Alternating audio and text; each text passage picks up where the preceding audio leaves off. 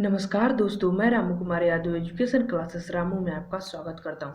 दोस्तों, आज एक मैं नए वीडियो के साथ आप लोगों के सामने उपस्थित हुआ हूं और ये वीडियो आप लोगों के लिए बहुत ही महत्वपूर्ण है, क्योंकि ये रीट का एग्जाम जो है कि 25 अप्रैल को जो होने वाला है उससे संबंधित ये पर्यावरण सेगमेंट का ये वीडियो बनाया जा रहा है। ठीक, तो देखिए, ये जो परिभाषा मैं आपको स्क्रीन पर दिख रही है, ये परिभाषा 2015 के रीट एग्जाम में पूछा गया हुआ। ठीक, तो ये परिभाषा तो बताऊंगा ही, इससे संबंधित जो ऑप्शन में जितने दो व्यक्ति और भी महत्वपूर्ण हैं, कार्ल्स पावर और JW सेल्विन का भी परिभाषा मैं बताऊंगा।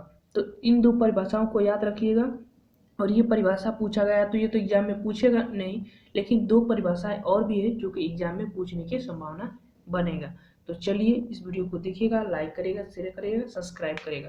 तो चलिए हम प्रश्न को स्टार्ट करते हैं। ठीक, देखिए इसमें लिखा गया है कि विज्ञान प्राकृतिक विषय का व्यवस्थित ज्ञान और धारणाओं के मध्य संबंधों का तार्किक अध्ययन है, जिसमें ये विषम व्यक्त होते हैं। उपयुक्त विज्ञान की परिभाषा किसने दी? तो ये जो परिभाषा है यह ऑप्शन नंबर ए सही हो जाएगा, WC डेप्लियर ने दिया हुआ है। ठीक, तो इन्होंने कहा कि विज्ञान जो है प्राकृतिक विषय का व्यवस्थित ज्ञान और धारणाओं के मध्य संबंधों का तार्किक अध्ययन है, ये जिसमें ये विषय व्यक्त किए जाते हैं। ठीक, विज्ञान में। अब आगे चलिए, दो परिभाषाएं और हैं। कौन कौन सी दो लोगों की है? एक कार्ल पापर और एक है JW सिल्वी की परिभाषा है। इन दोनों लोगों की परिभाषा समझ लेते हैं। हालांकि BS ब्लूम का जो संज्ञानात्मक, वादात्मक, क्रियात्मक ये दिए गए थे, इनसे तो महत्वपूर्ण नहीं है, लेकिन ये दो परिभाषाएं और पूछने के चांस रहते हैं, तो उस परिभाषा को हम देख लेते हैं। चलिए,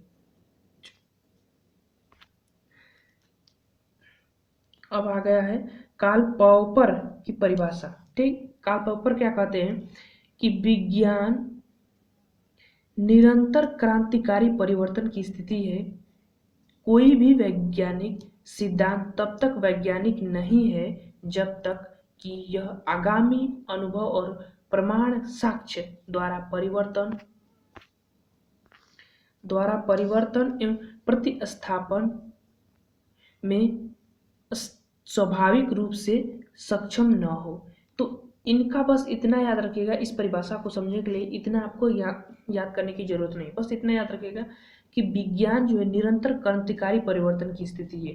ये बहुत महत्वपूर्ण पॉइंट है इनका कि जो विज्ञान है वह निरंतर क्रांतिकारी के रूप में क्रांतिकारी परिवर्तन की स्थिति है। ठीक, और इन्होंने और थोड़ी सी बात समझ लीजिए कि कोई भी वैज्ञानिक सिद्धांत तब तक वैज्ञानिक सिद्धांत नहीं है जब तक कि यह आगामी अनुभव, परिणाम, साक्ष्य द्वारा परिवर्तन एवं प्रतिस्थापन में स्वाभाविक रूप से सक्षम न हो। ठीक, जब तक कि सक्षम न हो वो विज्ञान नहीं है। तो बस इतना इनका याद रखिएगा। बस इतना याद रखिए कि निरंतर क्रांतिकारी परिवर्तन तो कार्ल पॉवर की रचना है। ठीक, कार्ल पॉवर की ये परिभाषा दी गई, बस निरंतर क्रांतिकारी परिवर्तन विज्ञान से संबंधित। तो ठीक, और एक अगला बचा हुआ है उसको भी देख लेते हैं। अगला जो है JW सिल्वी, ये ऑप्शन नंबर चौथे में थे, ऑप्शन चौथा इनका था, तो इनको हम समझ लेते हैं क्योंकि ये दो वैज्ञानिक बहुत ही महत्वपूर्ण हैं और एक तो पूछा ही गया था तो उसको तो पूछेगा नहीं, ये दो पढ़ लेते हैं, ये जरूर पूछेगा। ठीक, चलिए, विज्ञान वह क्रियाकलाप है जहां पर सफलता के लिए सुस्पष्ट एवं आवश्यक शर्त सत्यता, ट्रूथफुलनेस है। मतलब कि उसकी सफलता को वास्तव में उसकी सत्यता से ही मापी जा सकती है। अच्छा, तो ये विज्ञान को क्या कह रहे हैं कि सुस्पष्ट, ये विज्ञान को कह रहे हैं सिल्विन जी कि जो विज्ञान है वह सुस्पष्ट और आवश्यक शर्त की सत्यता है। विज्ञान क्या है? सुस्पष्ट है और आवश्यक शर्त की सत्यता है। तो ये आवश्यक शर्त की सुस्पष्ट है और सत्यता है, इसकी बात सिर्फ करते हैं। तो आप इस चीज को बस याद रखिएगा एकदम आराम से। ठीक, ज्यादा वो आपको लेने की जरूरत नहीं है। ठीक, अब चलिए, सत्यता, इसकी सफलता को वास्तव में इसकी सत्यता से मापा जा सकता है, तो इसको समझ लीजिएगा। और विज्ञान से संबंधित कुछ और भी बातें हैं, जैसे कि प्राथमिक स्तर पर आप किसी बच्चे को सिखा रहे हैं तो विज्ञान के बारे में आपको क्या क्या नॉलेज होना चाहिए, उससे भी प्रश्न बनते हैं, क्योंकि प्राथमिक स्तर पर विज्ञान का क्या उद्देश्य होता है उस चीज को हम समझ लेते हैं। ठीक, अब देखिए प्राथमिक स्तर पर उद्देश्य हम बता रहे हैं विज्ञान को, जैसे छोटे बच्चे प्राथमिक स्तर पर हैं तो उनका क्या उद्देश्य होता है। पहला है जिज्ञासा, जो बच्चों की जिज्ञासा है उसको शांत करना वैज्ञानिक विधियों द्वारा पहला उद्देश्य है। ठीक, क्या है कि वैश्विक परिवेश के साथ प्राकृतिक लोगों और वस्तुओं से उसकी जो जिज्ञासाएं देखता है उत्पन्न होती हैं, तो उस जिज्ञासा को शांत करना प्राथमिक उद्देश्य है। जिज्ञासाओं को शांत करना प्राथमिक स्तर पर ये पहला उद्देश्य है। दूसरा, मूलभूत संज्ञानात्मक और मनोप्रेरक कुशलता से क्या करना है, जैसे कि मूलभूत संज्ञानात्मक मतलब कि जहाँ लिखा है कि भाषा, अवलोकन, रिकॉर्डिंग, वर्गीकरण, विभेदीकरण, निष्कर्ष निकालना और चित्रांकन, व्याख्या, डिजाइन, निर्माण और अनुमान लगाना और प्राप्त करना। तो इन चीजों से क्या होता है कि बालक में जो संज्ञानात्मक और मनोप्रेरक कुशलताएं क्या होती हैं कि बढ़ती हैं बच्चों के अंदर। तो इन चीजों को आपको ध्यान में रखना है एक बालकों के बीच में, जब आप उनके विकास में आप जब कोई क्रिया करते हैं या कोई व्यवहार उनको सामने प्रदर्शित करते हैं, तो इन चीजों को आपको उनके सामने ध्यान में रखना है। ठीक, अब इन चीजों को जब आप ध्यान रखेंगे तो उनके बच्चे जो है उनकी मूलभूत संज्ञानात्मक और मनोप्रेरक कुशलताओं का क्या होता है कि वृद्धि होता है। ठीक, और आगे कुछ और भी हैं दो, उसको भी समझ लेते हैं। चलिए आगे है, तीसरा है मूल्यों का विकास, उनके मूल्यों का विकास करना, जैसे कि कैसे मूल्यों का विकास कर सकते हैं। सफाई, ईमानदारी, सहयोग, जीवन और परिवेश के प्रति सरोकार कर कर, मतलब उनको बताकर दिखाकर कि सफाई ऐसे की जाती है, ईमानदारी का व्यवहार रखना चाहिए, दूसरों के प्रति सहयोग की भावना रखनी चाहिए। तो ऐसे चीजों को जब आप उनके अंदर मूल्यों के अंदर भरेंगे तो उससे क्या होगा कि उनके जो मूल्य हैं उनका विकास होगा। ठीक, तो प्राथमिक शिक्षा का मुख्य उद्देश्य तीसरा है उनके मूल्यों का विकास करना, और चौथा उनकी भाषाओं का विकास करना।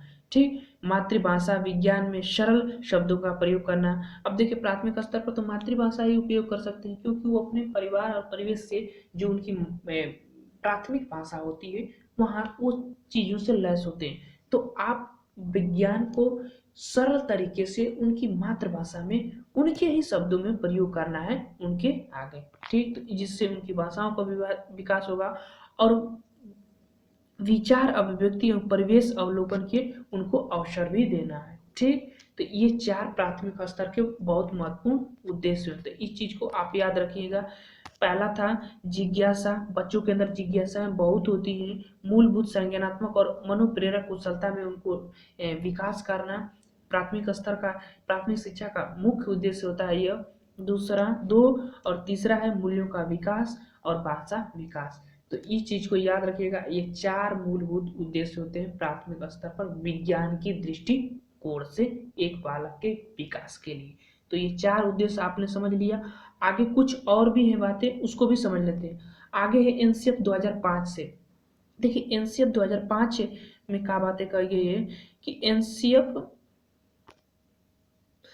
2005 में विद्यार्थी के विज्ञान शिक्षण में निम्नलिखित उद्देश्य बताया है। एनसीएफ 2005, ठीक, जो विद्यार्थी हैं उनके विज्ञान शिक्षण के निम्न उद्देश्य, जैसे कि आप प्राथमिक स्तर पर विज्ञान की शिक्षा देते हैं, विज्ञान विषय है, तो उस सबका क्या उद्देश्य है उस चीज की व्याख्या एनसीएफ 2005 भी किया है। तो उसको भी समझ लेते हैं। यहाँ से प्रश्न पूछ देता है, लिख देगा कि निम्नलिखित में से कौन विज्ञान शिक्षण के उद्देश्य एनसीएफ 2005 के अनुसार नहीं है, और इसमें से 3 रहेगा और 1 नहीं रहेगा। तो इस चीज को आप पढ़े रहेंगे तो आपको बहुत ही आसानी होगा ऑप्शन पकड़ने में। ठीक, तो पहला क्या उद्देश्य है एनसीएफ 2005 के अनुसार, विज्ञान शिक्षण के उद्देश्य है ये विज्ञान। देखिए यहाँ लिखा है कि विज्ञान शिक्षण के उद्देश्य, ये चीज को याद रखिएगा।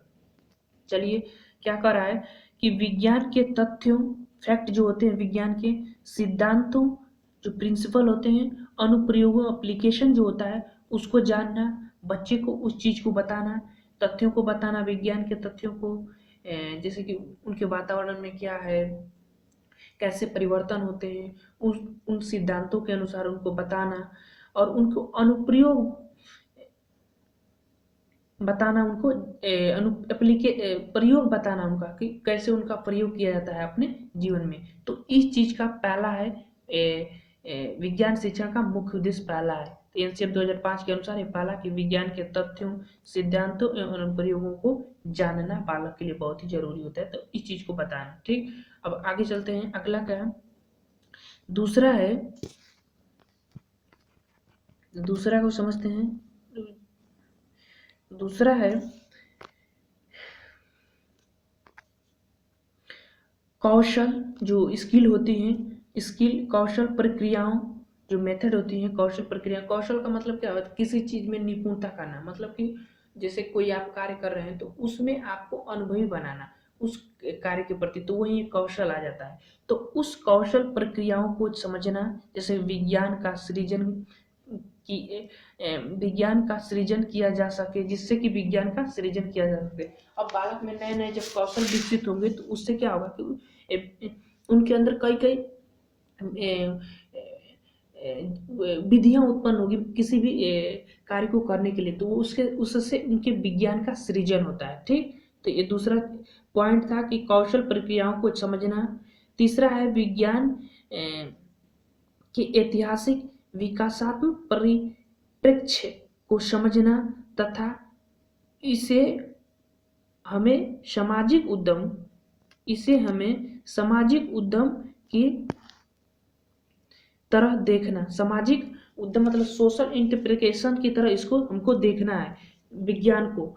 ठीक, विज्ञान को ज़्यादा आप हार्ड नहीं बना सकते हैं। प्राथमिक स्तर के बच्चे हैं तो उनको सरल हिसाब से बताएंगे उनकी क्षमता के अनुसार।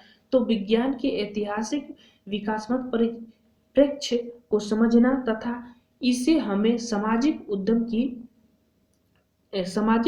जो है इंटरप्रिटेशन है उसके अनुसार उसको देखना विज्ञान का एक बहुत ही बड़ा मुख्य उद्देश्य होता है। तो तीसरा पॉइंट भी याद रखिएगा। आप चलते हैं चौथा पॉइंट पर। चौथा पॉइंट कहता है कि स्थानीय, जिसे लोकल तथा वैश्विक ग्लोबल परिवेश से उसको जोड़ना। विज्ञान का मतलब कि उसके स्थानिक जो कि आसपास की चीजें हैं उसके साथ जो विश्व स्तर की जो बातें हैं या परिवेश है, जो वातावरण है, उसको बालक को क्या करना है, उससे जोड़ना है। ठीक, अब देखिए यहाँ 3 पॉइंट है, समाज, विज्ञान और प्रौद्योगिकी।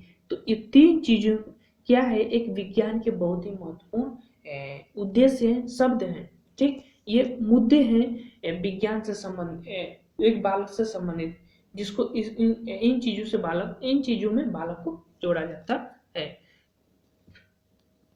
तो ये चौथा था। अब अगला हम उद्देश्य चलते हैं, देखते हैं विज्ञान का। पांचवा उद्देश्य है सैद्धांतिक ज्ञान। जैसे कि विज्ञान का सीधा उद्देश्य है कि सैद्धांतिक जो ज्ञान है उसको बालक को देना, व्यवहारिक कुशलताएं उनके अंदर जागृत करना, व्यवहारिक कुशलताएं उनके अंदर जागृत करना, जिससे क्या होगा कि रोजगार का सृजन होगा। ये बहुत ही महत्वपूर्ण है। अब किसी भी बालक के अंदर जब उसके सैद्धांतिक ज्ञान देंगे, उनके व्यवहार में कुशलताएं लाएंगे, नए नए तरीके उत्पन्न होंगे उनके अंदर, तो उससे क्या होता है कि रोजगार में सृजन होता है। ठीक, तो ये पांचवा उद्देश्य है। छठवां उद्देश्य क्या है उसको भी देख लेते हैं।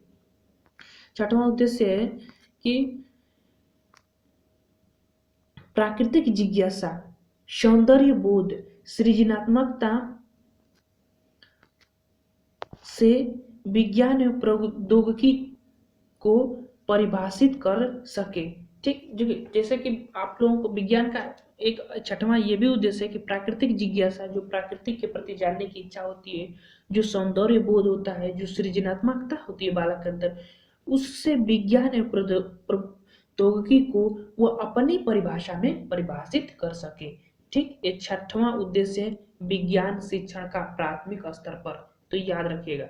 छठवां और एक सातवां उद्देश्य क्या है, ये सातवां उद्देश्य ईमानदारी, ऑनेस्टी, सत्यनिष्ठता, सहयोग, जीवन के प्रति सरोकार और पर्यावरण सुरक्षा का ज्ञान उनके अंदर होना चाहिए, या विज्ञान शिक्षण कहता है कि उनको देना चाहिए। एक बालक के अंदर ईमानदारी का भी, सत्यनिष्ठता का भी, सहयोग का भी, जीवन के प्रति सरोकार और पर्यावरण सुरक्षा के प्रति उनके अंदर जिज्ञासा और जानने की इच्छा और उनको सुरक्षा करने की जो व्यवस्था है उनके अंदर जागृत करना चाहिए। ठीक, ये 7वां था। और एक लास्ट है 8वां, वैज्ञानिक दृष्टिकोण। वैज्ञानिक दृष्टिकोण क्या है, इसको समझ लेते हैं। वस्तुनिष्ठता, आलोचनात्मकता, सोच, भय एवं अंधविश्वास से मुक्ति। छठवां जो है वैज्ञानिक दृष्टिकोण में थी विज्ञान शिक्षा का मुख्य उद्देश्य एनसीएफ 2005 का। ये 8 बहुत ही महत्वपूर्ण बातें कही गई थी एनसीएफ 2005 में। प्राथमिक स्तर के बच्चों को विज्ञान शिक्षण का उद्देश्य में ये बातें कही गई थी कि विज्ञान शिक्षा अगर प्राथमिक स्तर पर दे रहे हैं तो उसका मुख्य उद्देश्य क्या है। इन 8 शब्दों में आपको पूरे विज्ञान का पोर्शन समझा दिया गया। और यहाँ से अब क्या होता है कि यहाँ से प्रश्न बनेगा तो इसमें से 3 आपको ऑप्शन में रहेगा, एक ऑप्शन के ऑप्शन में नहीं रहेगा। तो इस चीज को आप जाने रहेंगे तो टिक करने में, प्रश्न को हल करने में बहुत आसानी होगी। तो ये वीडियो कैसा लगा, अगर वीडियो पसंद आए तो लाइक करें, शेयर करें, सब्सक्राइब करें। Thank you for watching this video.